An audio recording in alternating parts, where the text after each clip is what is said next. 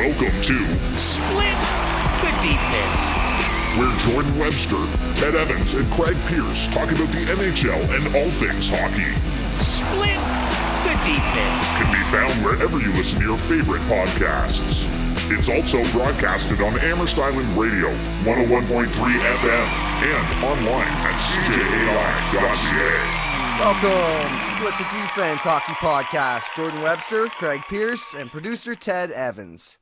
Welcoming in listeners from the Greater Kingston area as we broadcast from the Chumley's Kingston Tower of Power on Amherst Island Radio, 101.3 FM, CJAI, and CJAI.CA.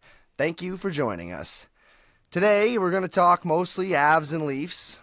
We do have some news from around the league that we might get to. You know us. We never really do. But Ted, why don't you go ahead and get us going with the Leafs? Well, yeah, okay. So I'm going to set you guys up. You're going to talk to me about this because you guys know all about the Leafs, and this is what the people want to hear.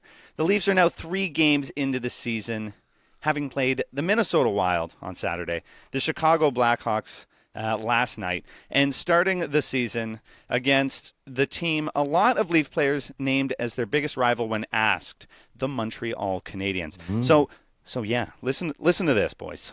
Who do you think is the Leafs' biggest rival? Montreal. Boston. I would say Tampa Bay.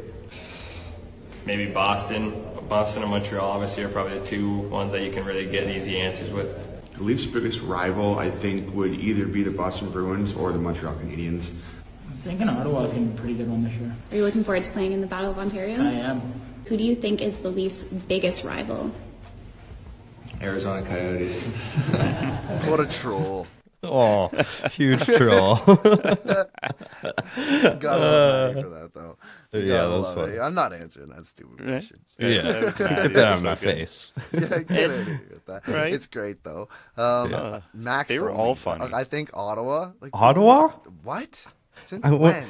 Yeah, you haven't What, been dude? paying attention. It's been a while. Yeah. It's been a while since, yeah. Even Montreal.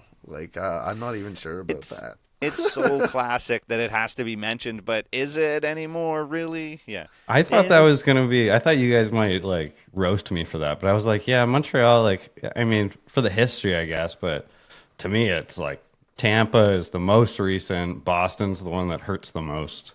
Well, that's exactly it. I was thrown off by the Ottawa one. Boys, big we're time. all forgetting about Winnipeg.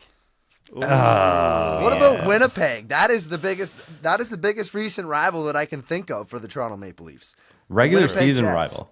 Regular Yeah. season rival. You're definitely right. I forgot about that. They And, only the played whole, twice. Yeah, and the whole Scheifele video of him saying doesn't feel better than beating the Leafs, eh, boys? Nothing's better than beating yeah. the Leafs. Yeah. It was oh man. But yeah, I actually forgot about that one. Good call. That's a really Yeah. good one. The Winnipeg Yeah. Jets, in my opinion, are probably the most recent, especially with the whole do you remember the whole dirty game where Jason Spezza Yeah. Big time. basically did the same thing that John Tavares, just went to the hospital and concussed him, was out 3 months before that, and Jason Spezza's yeah, here, eat this knee real quick. Yeah. Oh man. That was a brutal game. I mean, and then the preceding games after that, I'm excited. Actually, they're a team that is going to be interesting this year, so I'm excited to play them, actually. Yeah, me Right? too. Yeah. Yeah, no, the Leafs got some good rivals. And thankfully this year we've brought in someone like Ryan Reeves, right? So when you guys are playing these rivals, you got someone there to kind of rough them up a little bit. We're a few games in, and there's obviously some controversy around Reeves. Yeah, obviously. So Austin Matthews name-dropped him specifically in a post-game presser, stating Reeves has been an unreal addition. He drags the momentum back back to our side. And Matthews passed the player of the game belt to Reeves after Saturday's win, the WWE big champion style belt. So clearly some people love him and some aren't convinced he's doing anything to help. Right? So we had lots of controversy there. Exactly. And there's a tweet specifically here I want to read first before I ask you guys. So there's Micah Blake McCurdy on X, formerly Twitter. a mathematician and does freelance data visualization focused on the NHL. So Micah tweeted, Ryan Reeves has played 18 minutes of 5v5 time for Toronto this season, during which the Leafs have been outchanced 1.5 to 0.3 and outscored 2-0. And still, I have to see posts about how he is helping the team win. The market for tiger-repelling rocks remains strong, evidently. He then follows this up, quotes his tweet, and he says, Leafs fans, reading poorly, are already out in force about this as if it were somehow anti-Leafs. If anything, I had hoped that the way the first 2 Leafs games played out would make Toronto fans more appreciative of their best players, who won them those games. I was wrong. So are you guys still on the Reeves hype train? I mean, I'm massively on the Reeves hype train. I think he's good for the team in so many different ways. I don't care what your expected goals numbers say. Like as long as the puck's not going in the net every time he's on the ice, then he's good for the team. Like whether it's the off ice where he's doing interviews, he's taking the notice off of all the big players. He'll sit there and talk to the media for 15 minutes straight. It's hilarious. And he'll give them the best quotes. They all eat it up. That's the main focus. But then also, even in the game tonight where Corey Perry starts beaking across the bench and he doesn't have much to say after Ryan Reeves just says a few quick lines to him. And he realized that he's not the biggest guy on the ice anymore. And the next play, when they're out there again, like Reeves picked on him like he was his little brother. And so, like, there's so many different ways that Reeves positively affects the Leafs. And I don't care what your expected goals numbers say. Like, hockey's way more than just your analytics. And, he's just... Yeah, if you're talking to me about Ryan Reeves and you're going to put expected goals in the same sentence, then we aren't having a conversation. Yeah, 100%. Because that is not what he is there for. He is there for one thing, and that is vibes per 60. He is probably the highest in the league on vibes per 60. That guy just makes things feel better. Now, the Leafs got squashed against Chicago, but that was probably a scheduled loss. But he still... every time he was out there doing stupid stuff like messing around with Corey Perry, he brought the vibes up, right? He keeps the vibes going. There's no down and I bet you after this, the loss that they had, that he's going to bring that room back together instead of the hang your head and, I'm so sad. Ryan Reeves will be that guy. For sure. And one thing that I think that didn't make the media rounds enough was that Fraser Minton went to Ryan Reeves for the night and had a steak dinner and they joked around and he really made him feel like part of the crew, right? And that's part of his job too, is that he's might have a tough face on the ice, but in the locker room, like he's a guy that welcomes everybody into the team and is that team bonding person. So.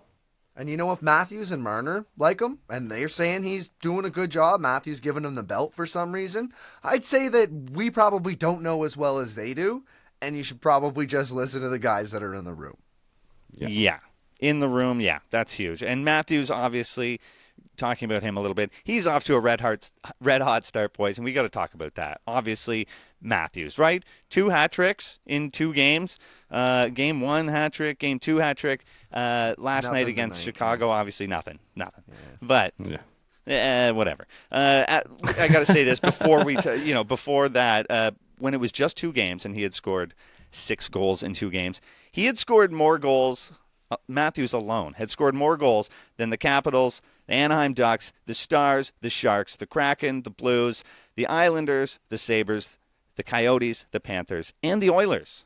So, and I got a little chart here I want to show you guys. Yeah, that's insane. I can't believe that. I mean, he looked like the man on fire. I mean, it was insane. For 2 games, I couldn't believe it. We didn't see that for 1 second last year. Both games, he just was elite level. We love it. I'm so excited for you guys. A little upset for you, Jordan, that you didn't get to pick Matthews in fantasy this year when you had the option, but hey. killing me. Of course, because I picked Connor McDavid. I'm going to go with my brain this year. My heart last year didn't get me nowhere. And look what happened. But hey, the way the Edmonton Oilers are playing, they're going to be fighting for a spot near the end of the year. Maybe that's when Connor McDavid will light it up in our playoffs. So never know. You go. Never know. You never know. Austin Matthews didn't score tonight. We'll see. He's scored a lot of goals against the Montreal Canadiens and Ottawa Senators, and then it really tails off, eh? Yeah. Kind of. Yeah, I mean, we've got this chart here. It's a wheel divided into 32 sections, section for each team. It's got how many goals Matthews has scored against each of these teams. So, yeah, like you said, he loves playing against the Habs. He's got 26 goals in 32 games against the Habs. Also added 18 assists in those games, giving him 44 points in 32 games. So, yeah, eat it up against the Habs. You guys, obviously, we love to see that. Can you believe he's only scored 4 goals, though, against LA in 11 games? Sorry, 4 goals in 11 games against LA. He's only got 5 goals against the Coyotes in 12 games, which he's also -6 against Arizona. Do you think there's anything to him not being as dominant when he's back home? I thought that was a really, really funny stat. That's right? why I threw it in there earlier. How do you go back to the place where you're apparently from and just lay an egg? Yeah. Like, how do you do that? He's lit. I mean, I guess he's had a lot more games and whatever. There's chances for hat tricks, and that'll take your numbers up higher. But how do you know, like, especially like LA and Arizona? I mean, like, those places have not been really great since Matthews has joined the league. He certainly should have been lighting it up in Arizona. LA, maybe I can give him a pass for, but I can think that there's something going on with the home cooking back in Arizona, and maybe he's a little distracted. Yeah, I could imagine that. I mean, it's one of those things, though, where he has so much attention in Toronto. It's hard to believe that playing in his hometown or them coming home is, it's only slightly more attention. So, I did kind of know this because I do know that he's kind of an underperformer against Arizona. And also I think the Canadian division for a year maybe factors into a lot of these numbers, especially at the top. But it's weird that he just doesn't seem to play good when he's close to home. That's funny. There's some other interesting ones as well. The Kraken, obviously, they entered the league in the 21-22 season. Leafs have played them maybe like 4 times. He's got 5 goals against the Kraken, whereas he's also got 5 against the Preds, the Blues, the Penguins, and the Rangers, who obviously they've played a lot more times. And against the Wild from earlier, he's up to 10 goals now against the Wild. Totals obviously don't change against the Blackhawks from no goals from Matthews against the Blackhawks. But you guys notice any other funny stats? Any other ones that stand out to you guys? I mean, I do love that he seems to perform against the Habs. That's a key one for us Leaf fans, right? Especially, and also the Battle of Ontario. He seems to be playing just fine in that section. So, yeah. Other than that, you have a pretty steady decline from about after the 26 for the Habs, the 23 for the Senators, and then 18 on Vancouver, steadily goes down to 4 against LA. So there's not a whole lot of outliers. He's got 10 against the Avalanche. Hey. Yes. Okay. Look for that. That's going to be a fun game for us. Oh, it is. It's going to be a good one for this podcast for sure. Oh yeah. And of course, Matthews' pace right now. 3 goals in the first game, 3 goals in the second game. Again, I'm going to say it. This is the 3rd time I've said it. Scoring a hat trick right here. No goals in the game against Chicago. Do you think? How many do you think he's going to get this year, boys? What do you think, Craig? I think he pushes for 65. That's my number for this year. And if you had asked me before the season, Matthews inherently has been a slow starter to start the season. And sometimes he's gone the first 10 games and he only has a couple goals. So just to have 6 on the first 2 games, it's kind of like if someone asked me how many goals would he get in 80 games, and then add 6 to that. So I would say he's pushing 60. So now I think he's pushing 65. Smart. I like that math. What about you, Webby? I'm going to say he's going to definitely score 55, and he might break 60 again. I think we're all getting a little ahead of ourselves because he got 2 hat tricks in a row. Myself, I guess. I don't know how to say that. Like, I as well. Me as well. I'm the Me, one. myself, and I? Me, I'm the problem here. Me. I'm the one who thinks these things too. But we all have to be a little realistic here. It's hard to score 60. Not a lot of people do it. In my recent memory, it's been Connor McDavid, Austin Matthews, Steven Stamkos, and Alex Ovechkin. Yeah. And that's in the last 25-ish years that I can remember. Right? Did so you I say don't Pasta know. too?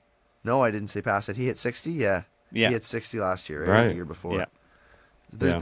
So I mean, what's that, 5 players in 20 years? Like, it doesn't happen that often.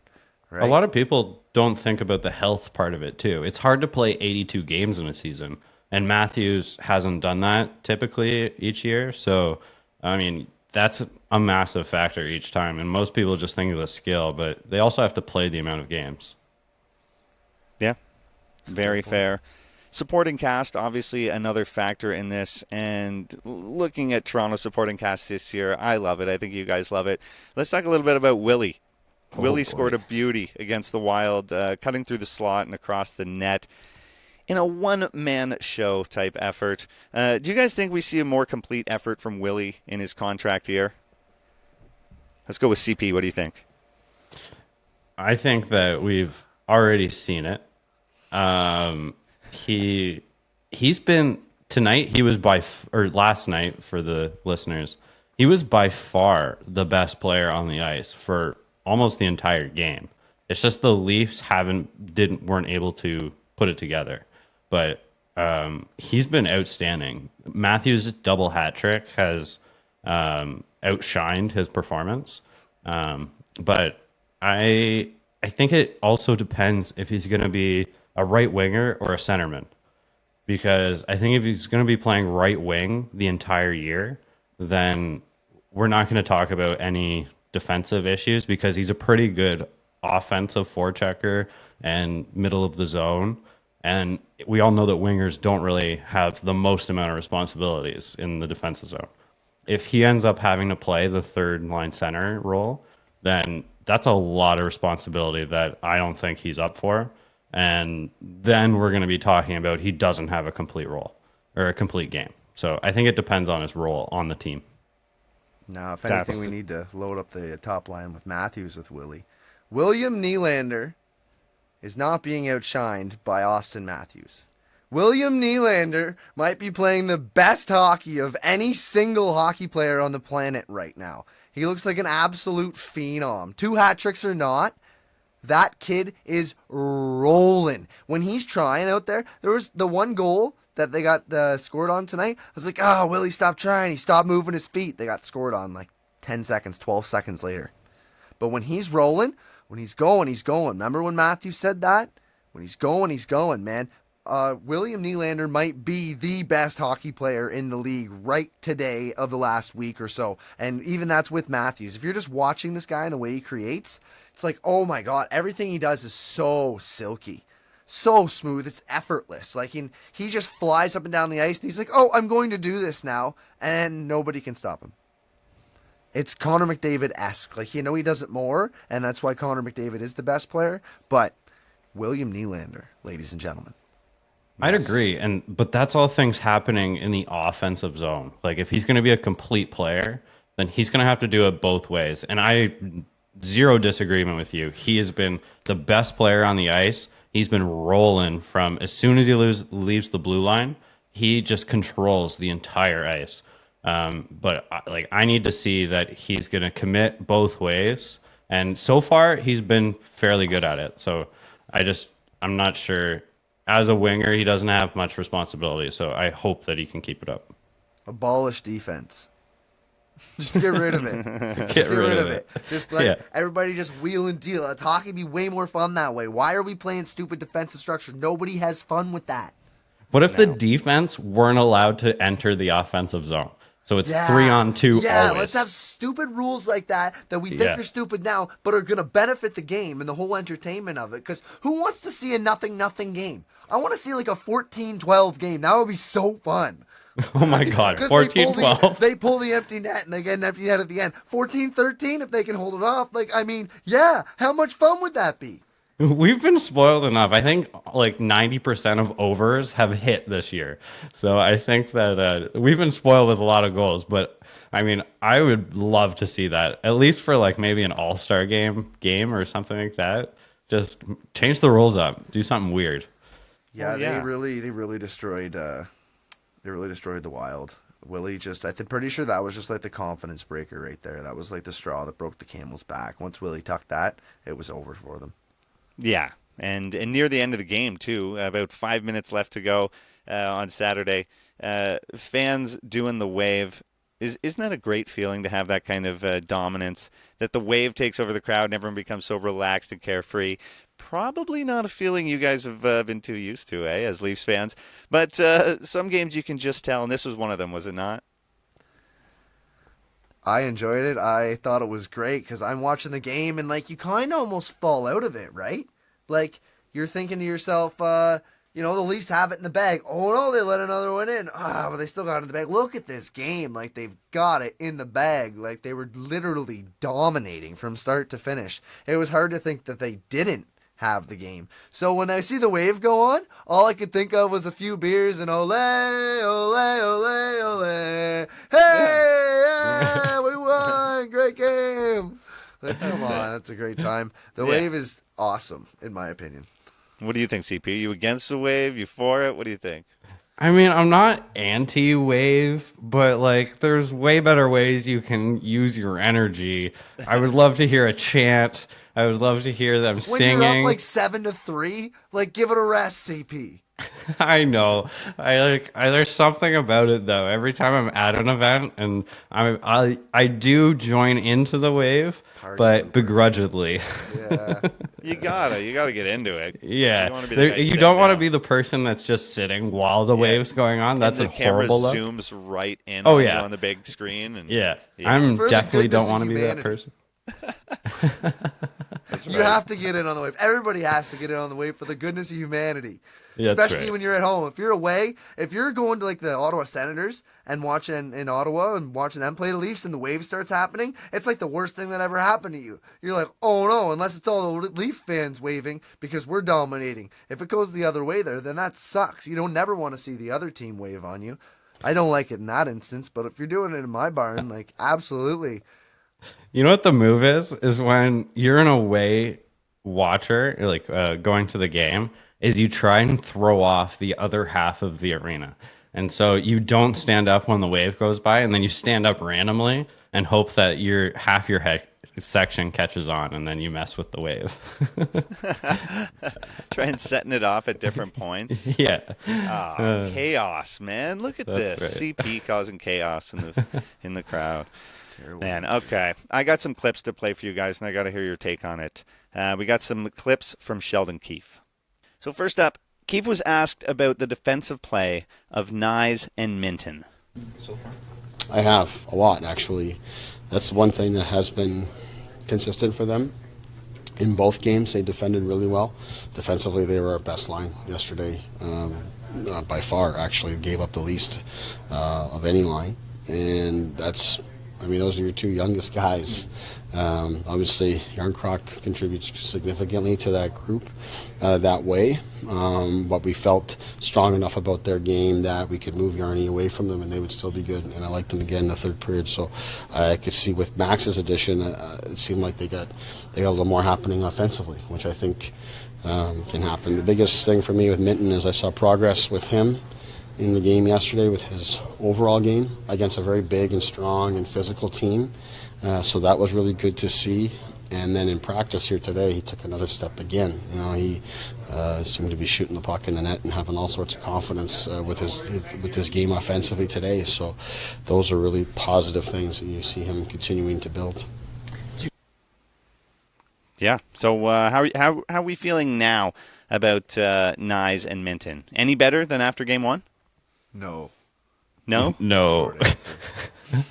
No. Why is that, No Webby? better after game 2. No better after game 3. I mean, that's a lot gonna of be fluff good. from a coach. He's going to be good. Oh, he's going to be amazing. Yeah. It's just not there yet. No. And I mean, I could go on for probably half an hour about the line combinations at the moment, but there's that combination, whether it was with Yarncroke or if it's with Domi, it's not working for me. And you see hints of good things from both players, especially Nyes. I think that Nyes, will excel anywhere on the team. But Minton, he struggles in the offensive zone. He can't keep it down, and so he's playing decent defense. It's because it's all he's doing, Yeah, probably. So, and he's dragging Nyes down for sure. big time. Yeah. I don't want to demote anyone because Kelly Youngcroak has been fine, and the line of Domi, Yarncroke, and Minton, it was just, I don't even want to start talking about that one. But I would love to see the line of Nyes, Tavares, and Willie, because I think Nyes can really thrive. The edges that guy has is elite. And I think that board play with Tavares plus the open ice skating with Willie, I think that that's a combination that we're going to see in the future, and we're going to see a different third line on this team. Totally fair. Yeah, I think that third line. Yeah, we're going to see a lot of changes. And now also another clip here. Tyler Bertuzzi scored his first regular season goal as a Leaf on the power play on Saturday, and that line is looking great, paying immediate dividends. But Max Domi has yet to find his stride out there. So here's what Keefe had to say on that. Well, there's just finding the nuances of our system and recognizing that. My focus with Max, meeting with him again here today, is how he manages the puck offensively. Which, if you don't take care of the puck offensively, you have to defend that much more. So that's really it. I think, we want to do a better job when we lose the puck, but in Max's case, I think it's how can he keep his group and himself on offense more often. So that's really it, and recognizing that taking care of the puck leads to a lot of good things happening, both offensively. Good things happening offensively, and you defend way less. And I think that's really the message for Max. Yeah, I haven't really noticed Max Domi, at all. I thought, in theory, on paper, Max Domi with those kids should work out well. He's going to drive the offense with them, right? And that's what they need. They're good defensively. Somebody just needs to drive the offense on that line. But nobody was. I don't know. I'd seen it tonight. It didn't really seem to. I mean, I guess they had a couple of nice opportunities, but I'm not even sure. I think that was with Bertuzzi. Like, Bertuzzi was on the line with Nyes and Minton, and Minton had a couple opportunities, and it was Bertuzzi that fed him. So I don't know about Max Domi on the third line with them, and I don't know. There's going to need to be a different combination. I think one day there's going to be some sort of Tyler Bertuzzi on the third line because he's really good, and we need a really good third line. Yeah. Yeah, I don't think that Bertuzzi deserves to be demoted, but I do think that if you shake up the lines to make sure that you do have a working third line, because it was only a 30-second shift. But you're right, Jordan, that Minton's best minutes were when Bertuzzi was on the ice. And they seem to have like a little connection there. Minton had 2 chances right in a row. He almost got his first goal. And I think that that's something that I wouldn't be against. But I do like how the first line looks. So it's just one of those things that we're early in the season, so we can try anything, right? So it's something to look at. That's right. Definitely. And yeah. I didn't love Yarncroke for Domi at the end of the day, though. I didn't love it either, though. I didn't understand really the reason for it. Like, Keefe stated that it was for a promotion for Yarncroke because he was playing so well. But like that line never looked good. So what was he seeing that made that like it's hard to look good on a line that's not working. So I think that was just his excuse he used for shaking up the line. Yeah. But I still don't like this iteration of the third line. So yeah, I need Domi to produce more. I have him in my on my. I'm a little worried for him because like that's a guy that I want to work here, right? Like that's just for the namesake. So, yeah. But now he's screwing up the second line, and everything's getting all screwed up, and we're galaxy braining because we're only 3 games into the season. Yeah, but it's overreaction season. This is the time for us to, this is the point of the whole thing. I know, and overreaction. I know, and a little bit about this. We're going to go into goaltending, and I have some questions about that too for you guys. I want to see if you guys are going to overreact on anything here as well. Let's hear Keefe on Sammy. Is in tomorrow, yes. So Ilya will then have a bit of a break here before his next start. He talked about working with Curtis. Like, what are you sensing from Ilya in the start of this season? Yeah, it just looks like it's early. He hasn't found his groove yet. But at the same time, as we've talked about lots over the last number of years, no matter who's in goal, there's a responsibility for our team defense to help take care of our goalies, and we haven't done a nearly good enough job in that area. So let's focus on that as a team and take care of no matter who's in our net. There should be a level of structure and security around the goaltenders that allows them to find that groove and their confidence, and everything else falls into place from there. So that's where my focus is to improve our team defense. So obviously he makes a good point, but I gotta ask, about Woll. We'll get his name in here too. What do you think of Joey Woll's performance? And are you guys worried at all about Sammy letting in 5 and 4 goals in his first 2 games, or are we more worried about the defense, like Sheldon suggested? What do you think, CP? I'm worried about them all. It's one of those things that none of them have looked good. And I like that Keefe shook up the lines last night. And that's something that just in the second period, I said to my girlfriend, they need to shake up these lines. And then he did. And I was happy to see something new, especially Liljegren getting a bump up. And but Liljegren looked good against Chicago. Yeah. But Samsonov was worrisome. He kind of is always worrisome. He has a style where he uses his athleticism versus more of a structured way of playing goalie. And so sometimes he does look very sporadic, which is fine, but only when it's working. And I think that he definitely would benefit from a better defensive structure. But I also think that Woll looked much safer tonight. And even though they didn't win, he only let 3 in. He had a 900 save percentage. I think that 896. Let's not sugarcoat it. 896. Yeah.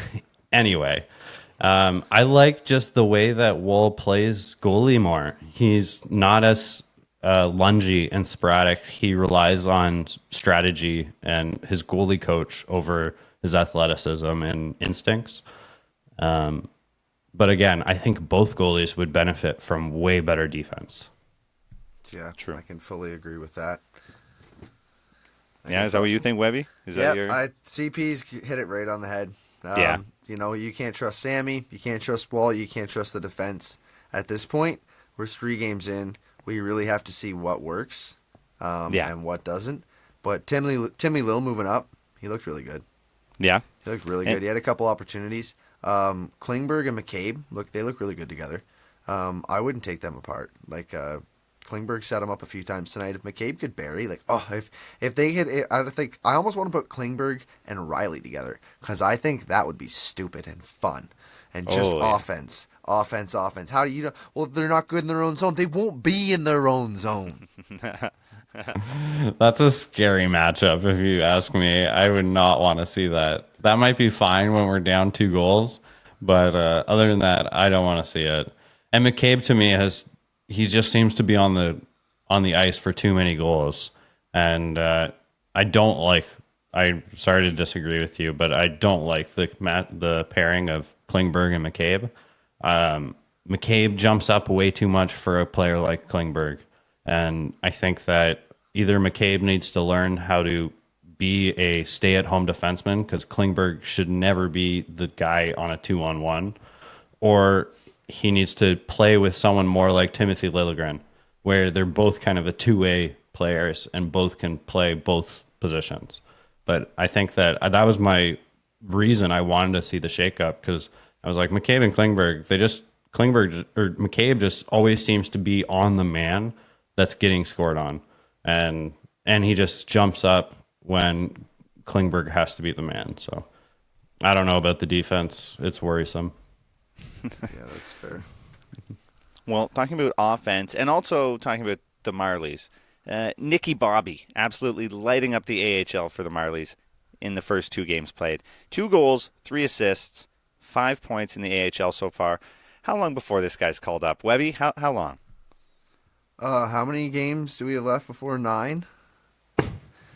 Fraser Mitten's getting sent down, and Nick Robertson will be on the train with Pontus Holmberg, and they'll be back and forth between practice facility for the Marlies and practice facility for the Leafs, which is probably the same place, and just going and hanging out with the big club, and then back playing games for the Marlies and doing both. I think Nicky Bobby is absolutely an NHL player. Nick Robertson has just never gotten the opportunity without getting hurt. He just can't stay healthy. And if he could, then he might be able to carve himself out a role. He's getting older. He's been young. You have to remember, this guy played in the playoffs for the Leafs in 2020 against Columbus. Right? Like, he's played. Yeah. He's been here. He just keeps getting hurt and setting himself back. If you guys ever had a major injury, then you understand, too, that it sets you back. Like, you're not the same person you were before. So now he's trying to relearn and be a professional as an athlete. I think there's a chance that Nicky Bobby will stick through the NHL this year if he actually gets a real shot. Yeah? You think so, CP?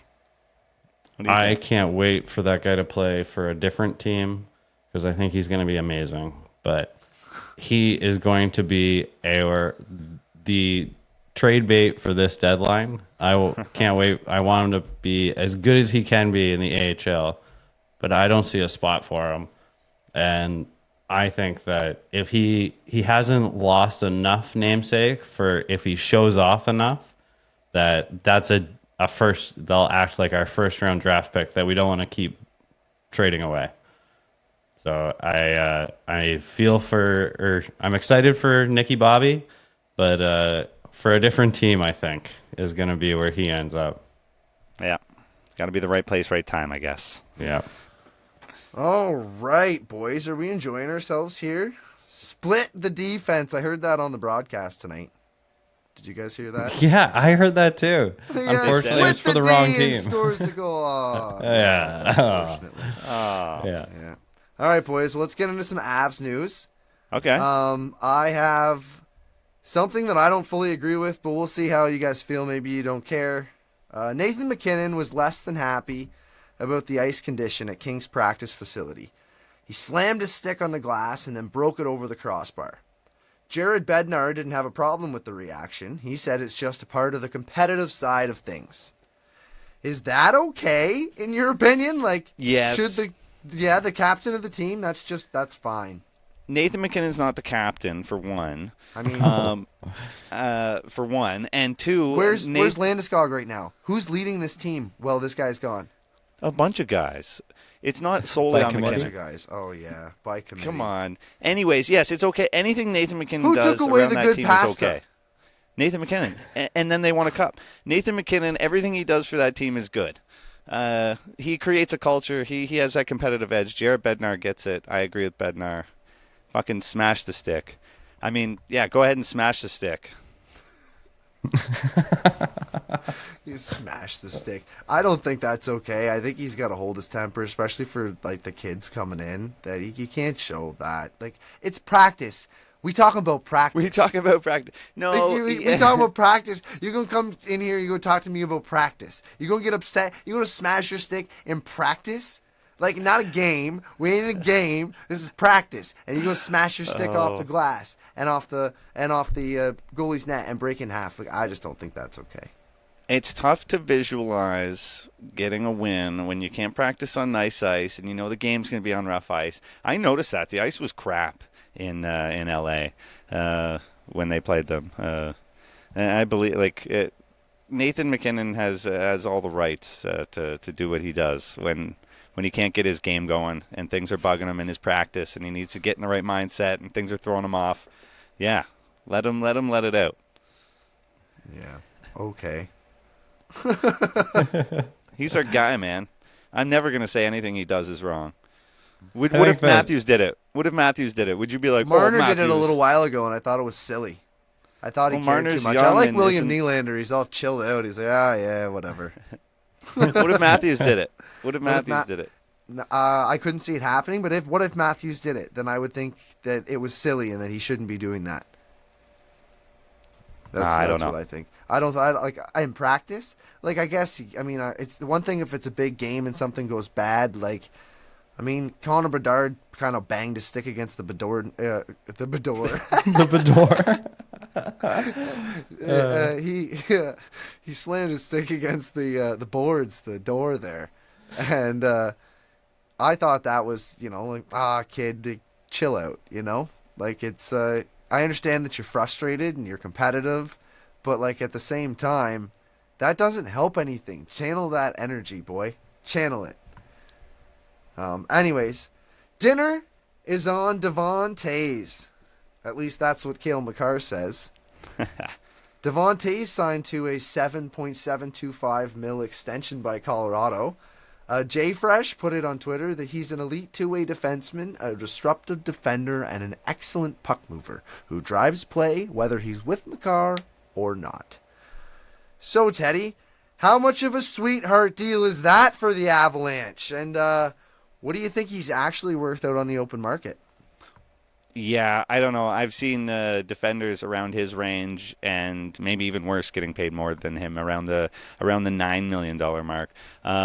And Devon Toews is a great defenseman. He's awesome. He's so great to play alongside Cale Makar. Those guys are awesome together. I think he would have made more out there. Yeah, and he was like, yeah, he likes this team. He likes what they're doing. They got him at a time in his career too, where I don't think the team he was on had much faith in him and let him go for essentially nothing. And 2 seconds. Oof. Yeah. Yeah, and we gave him a nice home, and he likes that. Yeah, it was funny how he started out in the minor leagues, and he had an extended stay there. I think he had 2 seasons with the Islanders, and then really it was as soon as he got to Colorado, he kind of found his own. I think this is a deal that grows well with the salary cap. If this was a deal that was signed 2 years ago, I would think that it might not grow well with his age. Right. As a two-way defender, typically age doesn't do well if you're 35 on the end of it, but as the salary cap starts to go up, and it's supposed to next 2 years, it should be a significant increase. So I think this is a contract that looks excellent in 2 years for sure, but even today it looks fine. I think he's a great defenseman. There's always Robidas Island if he doesn't end up making. Do other teams have Robidas Island? I thought that was just a Leafs thing. No, I mean, what about Arizona? Arizona is like the king of dead contracts. I think you have to call it a different island now, though. What Shane Doan Island? Or? Yeah, I don't even know who's there right now. The ghost of whoever, right? I think Shea Weber might be there. Yeah, the ghost of Shea Weber. You got Tampa Bay's taking on some people right now. They have a Robidas Island right now, too. Right. The silly salary cap is more common these days. Like names that you knew like a bunch of years ago, and you're like, they're still getting paid? Yep, I know. They are. Yes, they are. So, yeah, there was definitely a reason Devon Toews took what he took. He said it's fun to play this game and a privilege to play this game, but it's also an honor to win cups, too. It's something you strive for. That's part of the decision as well. So he probably, on the open market, honestly, guys, if he went to the open market this year, you're going to tell me a team wouldn't have given him 10 by 5? Oh, yeah, he would have got, Ooh, by 5. That's a curveball there. If you I said mean, 10 7 by by 7, he's making 42, making 0.25 times 7, he's still not making 50. So he'd get more. He'd be a $10 million cap hit. He might get 10 by 6. I was gonna say, yeah. Would he get 10 by 6 or 10 by 7? Maybe 9. Get 10 by 9 7. by 9 by 7. I think he would hit on the open market. Yeah, He could definitely get 9 by 7 on the open market. I think he could have got 10 by 6 too. Like maybe even more to the right team. To think Morgan Riley is just like $250,000 more than this, that's quite the comparison, right? Which player would you rather have? Morgan Riley. Don't be like that. I was asking Whose Ted. side are you on? I was asking Ted. Okay, Ted. Yeah, I mean, Morgan Riley. Yeah. Yeah. Yeah. Oh, yeah, He's okay. really Smart good. man. Smart Yeah. man. So Devontae says it took all summer, but I'm happy we were able to find some middle ground and get a deal done. Yeah. Anyways, Colorado defeated San Jose in a shootout Saturday night. These are crazy numbers, man. On the 50th Avs shot of the game, Cale Makar beats Mackenzie Blackwood. He shot through traffic to score with 1:26 left to make it a 1-1 game. Shots were 50-20. Attempts were 106-49 at that point. Wow. They finished the game with 111 shot attempts and 52 shots on goal on Saturday night. McKinnon himself had 14 shots on goal. Actual shots on goal. 14. He hit the goalie or the net. How long was this game? This sounds like it was a 2-day adventure. How do you get 14 shots? No. Oh, that's unreal. They were just giving them I can't even imagine that. It was so fun to watch too. And 52 shots by the end of it. Mackenzie Blackwood, man, that guy played so well for San Jose. Again, he was I almost picked him up because I love picking up a goalie playing against the Avs because it gives you the. If the Avs win, I'm happy. If the Avs lose, I'm happy because my goalie got a win in fantasy. So it helps my heart. And then those kind of moves. But then, I mean, to see them tie it up with under 2 minutes, 1:26 left, and then it goes to a shootout and the Avs get the win, makes me happy. Yeah, I like it. Oh, that's good. Yeah. So in that game, here's another one. The most in the regular season game since Dallas had 112 against Montreal on January 18th, 2022. So wow. It's happened recently, but that's still a whole heck ton of a lot of shot attempts. 111. Holy, yeah, when you're up there, wow. But the craziest play of the game was defenseman Jan Ruda. He made a spectacular stick save with 50 seconds left in the period, saving Mackenzie Blackwood's behind, if I may add. But after that, Ryan Johansson was whacking at the puck, and it appeared to have crossed the line. Did you see that? From the replay I seen, nobody really made a big deal of it, but it looked like it crossed the line. I thought so, but if we were playing Chell, we'd have been losing our minds. That was over. That was over. The computer just doesn't let us. Yeah, I'm sending a screenshot to EA. Yeah. Oh, exactly. I felt that too, but I guess there was some explanation. I think it was in the net, but had the whistle gone? Had the intention of the whistle? Oh, whatever. the intention. I have the intention to do a lot of things and they don't get done. Okay? I know. Yeah. I know. Anyways, speaking of intention, McKinnon, he took a kneeing penalty. So we've seen a few knee-on-knee contact instances already this season. Mm-hmm. Do you guys think it's ever on purpose to knee somebody knee-on-knee? Wouldn't that hurt the kneer as much as the victim? I think it's on purpose sometimes, yeah. And it doesn't because what it is you go in and you've kind of got your knee bent forward, you've got it locked in a forward position, 90-degree angle or even less, pointed forward, and the other guy, his leg's almost straight and it's popping it backwards, a direction it should not go. So it doesn't hurt as much. It's not so much the knee, it's the impact after, I guess. It's like somebody headbutting someone. Like, that hurts your But head, at but it that usually leaves them speed? with a bloody nose. Yeah, at that speed. I don't know. Yeah. It's No, it's hard kind to of be like, able to control whether you're going to screw your own knee up. I think yeah, also I'm sure. Yeah. a lot of it has to do with the embarrassment of missing a hit. So a lot of guys stick out their knee because they don't want to fully miss someone. And so sometimes it's a last second thought to not look silly. But then it ends up being worse. So true. I didn't think it would be on purpose, but I guess it could be wrong. So Rantanen won the game in the shootout. He was the lone scorer. Jared Bednar, after the Avs 2-1 win, said he thought they played hard. He says, I thought both teams played hard, and the goalie stole the show.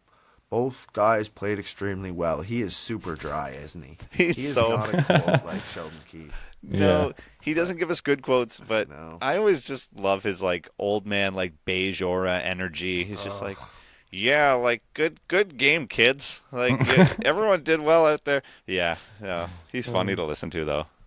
Yeah, he did say they were missing, in the last bit, they were missing a bit of execution. So he did say that. That's a little juicy, but, like, no. It's just everybody tried their best, and it was a great game because we just won a cup. Do you want to see my ring? I mean, missing a bit of execution, they took 52 shots and scored once. They missed a lot of execution. Yeah, I guess so. Yeah, the execution was the puck going in the net part. I think the rest of it seemed to go okay. Yeah, that's right too. Yeah, like however you want to look at it. Yeah, like Mackenzie Blackwood played well, and yeah, good game. All right. So if you had to name one Av this season that's going to be the most important, who do you think it's going to be? Is it McKinnon, Makar, Rantanen, Georgiev, somebody else? Georgie definitely has to hold it down. He's going to play a lot of games for us. I don't know. I don't think he's going to wear out at any point. In that sense, we do have Annunen back there, who's okay. He's okay. Just okay. He's okay. Justice Annunen, just okay. I would never pick him up in fantasy ever again. Don't do it. No. So yeah, Georgie would be, I guess, my first pick, but most important. I'm also going to make a case for Rantanen because he's going to get a lot of goals this season. I think he's going to go like 60 goals. Yep. Isn't it always Makar? I think like if I think Colorado, it's Makar. I mean, he's our guy. Like, yeah, he's the guy. He doesn't need to be the most important though. He's just going to go out and do Makar. He's just right, and I think that's why everyone just doesn't give him enough credit. Is because he plays at such an elite level all the time, whether it's offense or defense. Like I think that guy that is your number one, especially on Colorado. That amount of talent is insane. Yeah, if he stays healthy, I mean, that's important too. We've seen a few minor injury things come up in his short career, like concussion stuff, and he's just got to stay healthy. I mean, yeah, he's on his own tier. I agree. All right, we're pressed for time here, so I just want to drop one quick note about the Kingston Frontenacs, since we'll drop some local news on our Amherst Island Radio, 101.3 FM CJAI and CJAI.CA for those listeners that are in the Kingston area. The Kingston Frontenacs played the London Knights Friday and the Niagara Ice Dogs Saturday. And they got smoked twice, losing 8-1 against London and 4-0 against Niagara. Their record now stands at 3-5 to start the season, leaving them in 4th place in their division. They square off against the Sioux Greyhounds Friday here in Kingston at the Leon Center before heading on a 2-game road trip to face off against Guelph on Saturday and Owen Sound on Sunday. Ethan Medema and Linus Hemstrom, who I sat next to his grandma when I went to the game, led the team in points, or they lead the team in points right now with 8 apiece after 8 games, so they're point-a-game players. Frontenac's captain and Chicago Blackhawks prospect Paul Ludwinski has 4 points in 5 games since returning from NHL training camp. One last thing before we go, we have to comment on these stats. I understand it's the OHL. It was 8-1. Yeah. That's not the crazy part. I know. Okay. There was 9 power plays for the Kingston Frontenacs, and they went 0 for 9. Whoa. Yeah. Not only that, they let in 3 shorthanded goals. Oh, my God.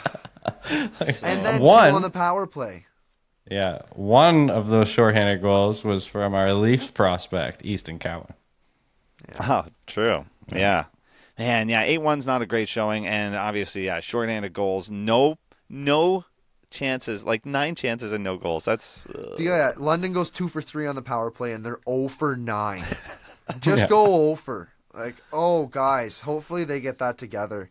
Yeah. We'll be out supporting the Frontenacs periodically Big time. through the season, but it's expensive. It's still not cheap. If you want to take your family, we all understand that. So go when you can. It is available to watch. They do have a CHL TV. If you go to the Kingston Frontenacs website, it was actually really easy for me to find. It just said watch the Kingston Frontenacs, and Google took me there. So anything with CHL.com / you can trust. Anything else, it's like I will pirate and spam your computer.com. Do not click that, ladies. Yeah. You got to be wary for sure. Yeah. So we got some questions, and I apologize to the question askers, but we are definitely not going to have enough time for that. We will not have a game between now and our next show on Thursday. So, I guess we will. We'll have Thursday night, right? They play again Thursday night. So we'll have one game to talk about, but we won't have so much news to talk about. So we will definitely get to questions then. We'll get to our fantasy, and we'll also have some betting that we'd like to talk about when we talk on Thursday. So for anybody who wants to tune in off of Amherst Island Radio, come on over to YouTube and check us out Thursdays too. Fridays. Yep. We used to All go live, podcasting everybody, apps and as I'm well. still not used to it. We don't go live Yeah, anymore. the shows are Tuesdays and Fridays, everybody. Yeah. Tuesdays and Fridays. So with that, we have lots of content to still talk about on Friday for you, and we will see you all then. Peace. Peace. See ya.